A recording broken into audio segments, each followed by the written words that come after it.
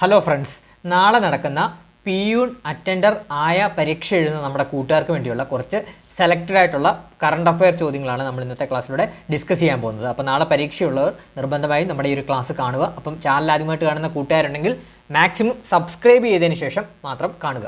അപ്പോൾ നമുക്ക് ക്ലാസ്സിലോട്ട് കിടക്കാം. ആദ്യത്തെ ക്വസ്റ്റ്യൻ, ബുക്ക് ബ്രഹ്മ ഫൗണ്ടേഷൻ 2025 സാഹിത്യ പുരസ്കാരത്തിന് അർഹയായ എഴുത്തുകാരി ആരാണ്? KR മീര കേട്ടോ. അപ്പോൾ പഠിച്ചു നോക്കുക, പരീക്ഷയ്ക്ക് ചോദിക്കാൻ സാധ്യതയുള്ളൊരു പോയിന്റാണ്. അപ്പോൾ പഠിച്ചു വെച്ചോളൂ. ബുക്ക് ബ്രഹ്മ ഫൗണ്ടേഷൻ്റെ 2025 സാഹിത്യ പുരസ്കാരത്തിന് അർഹയായ എഴുത്തുകാരി ആരാണ്? KR മീരയാണ്. അടുത്ത ചോദ്യം നോക്കാം. 71ാമത് ദേശീയ ചലച്ചിത്ര പുരസ്കാരത്തിൽ മികച്ച മലയാള സിനിമയായി തിരഞ്ഞെടുത്തത് ഏത് ചിത്രമാണ്? ഉള്ളൊഴുക്കാണ് കേട്ടോ. അപ്പോൾ പരീക്ഷയ്ക്ക് ചോദിക്കാം. അപ്പോൾ 71ാമത് ദേശീയ ചലച്ചിത്ര പുരസ്കാരത്തിൽ മികച്ച മലയാള സിനിമയായി തിരഞ്ഞെടുത്തത് ഏത് സിനിമയാണ്? ഉള്ളൊഴുക്ക്. സംവിധായകൻ ആരാണ്? സംവിധാനം ക്രിസ്റ്റോ ടോമിയാണ്. പരീക്ഷയ്ക്ക് ചോദിക്കാം. 71ാം ദേശീയ ചലച്ചിത്ര പുരസ്കാരം നാളത്തെ പരീക്ഷയ്ക്ക് എന്തായാലും നോക്കിയിട്ടേ പോകാവൂ. നമ്മളത് ചാനലിൽ നമ്മൾ ഇട്ടിട്ടുണ്ട്. മാക്സിമം അതൊന്ന് കാണാൻ ശ്രമിക്കുക. പഠിച്ചിട്ടില്ലാത്ത കൂട്ടുകാരുണ്ടെങ്കിൽ അതൊന്ന് മാക്സിമം കാണാൻ ശ്രമിക്കുക. അപ്പോൾ ഇവിടുത്തെ ക്വസ്റ്റ്യൻ എന്താണ്? 71ാമത് ദേശീയ ചലച്ചിത്ര പുരസ്കാരത്തിൽ മികച്ച മലയാള സിനിമയെ തിരഞ്ഞെടുത്തത് ഏത് സിനിമയാണ്? ഉള്ളൊഴുക്ക്. സംവിധാനമാരാണ്? ക്രിസ്റ്റോ ടോമിയാണ്. അടുത്തത് 71ാമത് ദേശീയ ചലച്ചിത്ര പുരസ്കാരത്തിൽ മികച്ച സഹനടിയായി തിരഞ്ഞെടുക്കപ്പെട്ട നടി ഏതാണ്? ഉർവശിയാണ് കേട്ടോ. നമ്മുടെ മലയാളിയായിട്ടുള്ള ഉർവശിയാണ്. ചിത്രം ഏതാണ്? ഉള്ളൊഴുക്കാണ്. ക്രിസ്റ്റോ ടോമിയുടെ ഉള്ളൊഴുക്ക് എന്ന് പറഞ്ഞ സിനിമയാണ്. അപ്പോൾ ഏതാണ്? 71ാമത് ദേശീയ ചലച്ചിത്ര പുരസ്കാരത്തിൽ മികച്ച സഹനടിയായി തിരഞ്ഞെടുക്കപ്പെട്ട നടി ആരാണ്? ഉർവശിയാണ്. ചിത്രം ഉള്ളൊഴുക്കാണ്. അതുപോലെ തന്നെ 71ാമത് ദേശീയ ചലച്ചിത്ര പുരസ്കാരത്തിൽ മികച്ച സഹനടനായി തിരഞ്ഞെടുക്കപ്പെട്ട മലയാള നടൻ ആരാണ്? വിജയരാഘവനാണ്. ചിത്രം ഏതാണ്? പൂക്കാലമാണ്. അപ്പം മികച്ച സഹനടനായി തിരഞ്ഞെടുക്കപ്പെട്ട മലയാള നടൻ ആരാണ്? വിജയരാഘവൻ. ചിത്രം ഏതാണ്? പൂക്കാലമാണ്. അടുത്ത പോയിന്റ്, 2025 മാർച്ചിൽ വിക്ഷേപിച്ച നാസയുടെ സൗരദൗത്യം ഏതാണ്? പഞ്ചാണ് കേട്ടോ. പഠിച്ചു വെക്കണം. 2025 മാർച്ചിൽ വിക്ഷേപിച്ച നാസയുടെ സൗരദൗത്യം ഏതാണ്? പഞ്ച്. ഇന്ത്യയിലെ ആദ്യത്തെ മൈനിങ് ടൂറിസം പദ്ധതി ആരംഭിക്കുന്ന സംസ്ഥാനം ഏതാണ്? ജാർഖണ്ഡാണ്. ഇന്ത്യയിലെ ആദ്യത്തെ മൈനിങ് ടൂറിസം പദ്ധതി ആരംഭിക്കുന്ന സംസ്ഥാനം ഏതാണ്? ജാർഖണ്ഡ്. കേരള സംസ്ഥാനത്തെ ആദ്യ ഗ്രീൻ ബജറ്റ് തയ്യാറാക്കി അവതരിപ്പിച്ച തദ്ദേശ സ്വയംഭരണ സ്ഥാപനം ഏതാണ്? തിരുവനന്തപുരം കോർപ്പറേഷനാണ്. കേരള സംസ്ഥാനത്തെ ആദ്യത്തെ ഗ്രീൻ ബജറ്റ് തയ്യാറാക്കി അവതരിപ്പിച്ച തദ്ദേശ സ്വയംഭരണ സ്ഥാപനം ഏതാണ്? തിരുവനന്തപുരം കോർപ്പറേഷനാണ്. ഏറ്റവും കൂടുതൽ കാലം കേന്ദ്ര ആഭ്യന്തരമന്ത്രി സ്ഥാനത്തിരിക്കുന്ന വ്യക്തി ആരാണ്? അമിത്ഷായാണ് കേട്ടോ. അപ്പം നിലവിലെ കേന്ദ്ര ആഭ്യന്തരമന്ത്രി കൂടിയാണ് അമിത്ഷാ കേട്ടോ. പഠിച്ചു വെക്കുക. ഏറ്റവും കൂടുതൽ കാലം കേന്ദ്ര ആഭ്യന്തരമന്ത്രി സ്ഥാനത്തിരിക്കുന്ന വ്യക്തി ആരാണ്? അമിത്ഷായാണ്. പെൺകുട്ടികൾക്കായുള്ള ഇന്ത്യയിലെ ആദ്യത്തെ ഫിഫ ടാലൻറ്റ് അക്കാഡമി നിലവിൽ വന്നത് എവിടെയാണ്? ഹൈദരാബാദാണ്. പഠിച്ചു വെക്കുക. പെൺകുട്ടികൾക്കായുള്ള ഇന്ത്യയിലെ ആദ്യത്തെ ഫിഫ ടാലൻറ്റ് അക്കാഡമി നിലവിൽ വന്നത് എവിടെയാണ്? ഹൈദരാബാദിലാണ്. 77ാമത് ചലച്ചിത്രമേളയിൽ ഗ്രാൻഡ് പ്രിക്സ് അവാർഡ് നേടിയ ഓൾ വി ഇമാജിനാസ് ലൈറ്റ് എന്ന ചിത്രത്തിൻ്റെ സംവിധായകനാരാണ്? പായൽ കബാഡിയ. PYQ ആയിട്ട് ചോദിച്ചിട്ടുള്ളതാണ്. അപ്പോൾ ഇനി റിപ്പീറ്റ് ചെയ്ത് പരീക്ഷയ്ക്ക് ചോദിക്കാം. നാളത്തെ പരീക്ഷയ്ക്ക് ചോദിക്കാൻ സാധ്യതയുണ്ട്. അപ്പോൾ പഠിച്ചു നോക്കുക. 77ാമത് കാൻ ചലച്ചിത്രമേളയിൽ ഗ്രാൻഡ് പ്രിക്സ് അവാർഡ് നേടിയ ഓൾ വി ഇമാജിനാസ് ലൈറ്റ് എന്ന ചലച്ചിത്രത്തിൻ്റെ സംവിധായകനാരാണ്? പായൽ കബാഡിയ. ഇക്കോ ടൂറിസം പോയിന്റായി പ്രഖ്യാപിക്കാൻ പോകുന്ന കീതൂർ പക്ഷിഗ്രാമം ഏത് ജില്ലയിലാണ്? കാസർഗോഡ് ജില്ലയിലാണ് കേട്ടോ. അപ്പോൾ പഠിച്ചു നോക്കണം. കീതൂർ പക്ഷിഗ്രാമം ഏത് ജില്ലയിലാണ്? കാസർഗോഡ് ജില്ലയിലാണ്. അപ്പോൾ ഒന്നുകൂടെ പറയാം. ഇക്കോ ടൂറിസം പോയിന്റായി പ്രഖ്യാപിക്കാൻ പോകുന്ന കീതൂർ പക്ഷിഗ്രാമം ഏത് ജില്ലയിലാണ് സ്ഥിതി ചെയ്യുന്നത്? കാസർഗോഡ് ജില്ലയിലാണ്. 2025 വയലാർ അവാർഡ് ജേതാവാരാണ്? ഇ സന്തോഷ് കുമാറാണ് കേട്ടോ. അപ്പോൾ പഠിച്ചോക്കണം. ഇ സന്തോഷ് കുമാർ ആണ് 2025 വയലാർ അവാർഡ് പുരസ്കാര ജേതാവാരാണ്? ഇ സന്തോഷ് കുമാറാണ്. കൃതി ഏതാന്ന് ചോദിച്ചാൽ പറയണം. തപോമയ്യുടെ അച്ഛൻ എന്ന് പറഞ്ഞ കൃതിക്കാണ് വയലാർ അവാർഡ് ഇദ്ദേഹത്തിന് ലഭിച്ചത്. അപ്പോൾ വയലിൽ കൂടെ ഒക്കെ നടക്കുമ്പോൾ നമുക്ക് എന്താണ് ഒരു സന്തോഷം കിട്ടത്തില്ലേ? നമുക്ക് വയലിൽ കൂടെ ഒക്കെ നടക്കുമ്പോൾ ഒരു സന്തോഷം കിട്ടത്തില്ല. അപ്പോൾ അങ്ങനെ കണക്ട് ചെയ്തോണം. 2025 വയലാർ അവാർഡ് പുരസ്കാര ജേതാവാരാണ്? ഇ സന്തോഷ് കുമാറാണ്. കൃതി ഏതാണ്? തപോമയ്യുടെ അച്ഛൻ. ഇന്ത്യയുടെ 16ാമത് ധനകാര്യ കമ്മീഷന്റെ അധ്യക്ഷൻ ആരാണ്? ഡോക്ടർ അരവിന്ദ് പനഗിരിയാണ്. അപ്പോൾ ഇന്ത്യയുടെ 16ാമത് ധനകാര്യ കമ്മീഷന്റെ അധ്യക്ഷൻ ആരാണ്? അരവിന്ദ് പനഗിരിയ. സംസ്ഥാന ബാലാവകാശ സംരക്ഷണ കമ്മീഷൻ കുട്ടികൾക്കായി പുറത്തിറക്കിയ റേഡിയോ ഏതാണ്? റേഡിയോ നെല്ലിക്കയാണ്. പരീക്ഷയ്ക്ക് ഇനിയും ചോദിക്കാം, ഇത് പ്രീവിയസ് ആയിട്ട് ചോദിച്ചിട്ടുള്ളതാണ്, അപ്പോൾ ഇനിയും റിപ്പീറ്റ് ചെയ്ത് ചോദിക്കാം. സംസ്ഥാന ബാലാവകാശ സംരക്ഷണ കമ്മീഷൻ കുട്ടികൾക്കായി പുറത്തിറക്കിയ റേഡിയോ ഏതാണ്? റേഡിയോ നെല്ലിക്കയാണ്. അടുത്തത് സ്ഥിരമായിട്ട് പരീക്ഷയ്ക്ക് ചോദിക്കുന്ന ഒരു ചോദ്യമാണ്. ഹെൻലി പാസ്പോർട്ട് സൂചിക 2025 ഇന്ത്യയുടെ സ്ഥാനം എത്രയാണ്? 85ാം സ്ഥാനമാണ്. 1ാം സ്ഥാനത്ത് വന്നിരിക്കുന്ന രാജ്യം സിംഗപ്പൂരാണ്, അതുകൂടെ ഒന്ന് അറിഞ്ഞിരിക്കണം. അപ്പോൾ ഒന്നുകൂടെ പറയാം, ഹെൻലി പാസ്പോർട്ട് സൂചിക 2025 ഇന്ത്യയുടെ സ്ഥാനം എത്രയാണ്? 85ാം സ്ഥാനമാണ്. 1ാം സ്ഥാനം വന്നിരിക്കുന്ന രാജ്യം സിംഗപ്പൂരാണ്. അടുത്തത് 2025 ഹരിവരാസന പുരസ്കാര ജേതാവാരാണ്? കൈതപ്രം ദാമോദരൻ നമ്പൂതിരിയാണ് കേട്ടോ. അപ്പോൾ പഠിച്ചു വെക്കണം, പരീക്ഷയ്ക്ക് സ്ഥിരമായിട്ട് ചോദിക്കുന്ന ഒരു പുരസ്കാരമാണ് ഹരിവരാസന പുരസ്കാരം.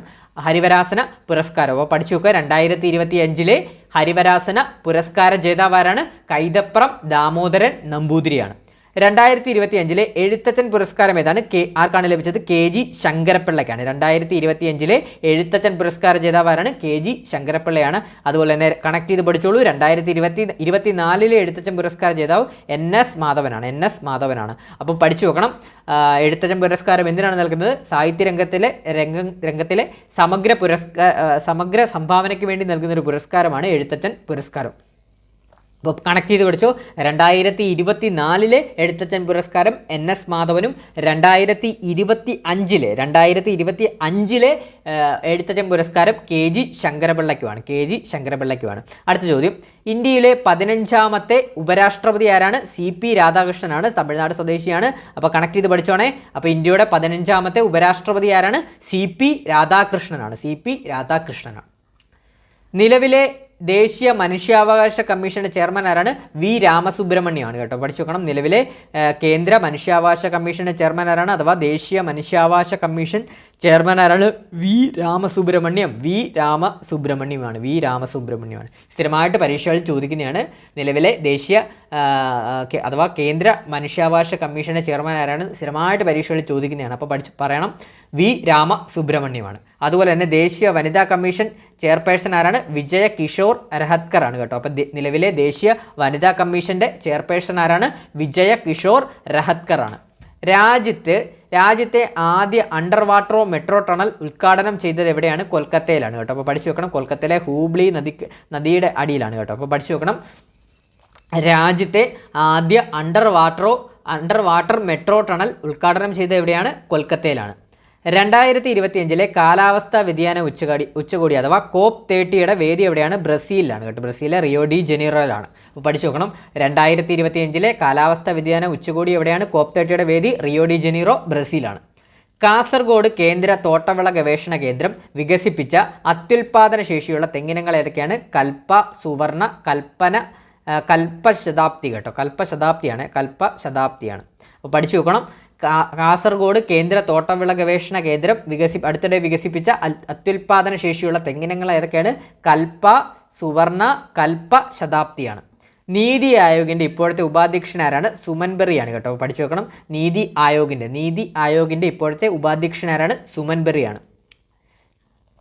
സംസ്ഥാനത്ത് കാഴ്ച പരിമിതരുടെ പഠനം മുന്നോട്ട് കൊണ്ടുപോകുന്നതിനായി ബ്രെയിൻ ലിപി സാക്ഷരതാ പരിപാടിയുടെ പേരെന്താണ്? ദീപ്തിയാണ് കേട്ടോ. അപ്പോൾ പഠിച്ചു നോക്കണം, സംസ്ഥാനത്ത് കാഴ്ച പരിമിതരുടെ പഠനം മുന്നോട്ട് കൊണ്ടുപോകുന്നതിനായി ബ്രെയിൻ ലിപി സാക്ഷരതാ പരിപാടി ഏതാണ്? ദീപ്തിയാണ്.